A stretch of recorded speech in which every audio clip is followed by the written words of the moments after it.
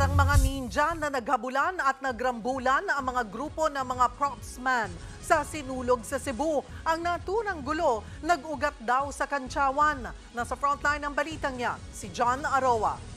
Hoy! Naibata! Hoy! Hoy! Buwanga!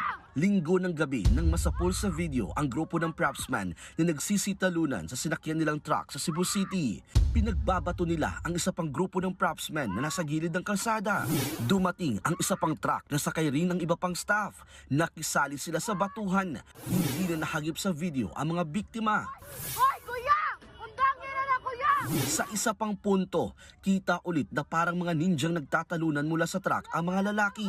Nangyari yan sa kasagsagan ng sinulog. Base sa investigasyon, grupo mula sa barangay Labangon at Tisa ang mga nambato, habang taga-barangay Inayawan naman ang pinagbabato. Ang punot dulo ng gulo, Kantsawan.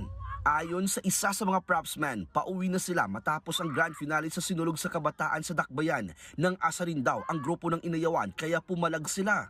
Ano sila na, bubo daw. Talunan daw kami, tapos sila nadala sa second place. Tapos ang Inayawan 0.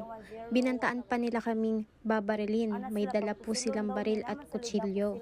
Dahil sa gulo, inirekomenda ng Sinulog Foundation Incorporated na patawan ng ban ang mga sangkot. Itinanggi ng SK Chairman ng Barangay Tisa na sangkot ang kanilang mga propsman sa rambulan.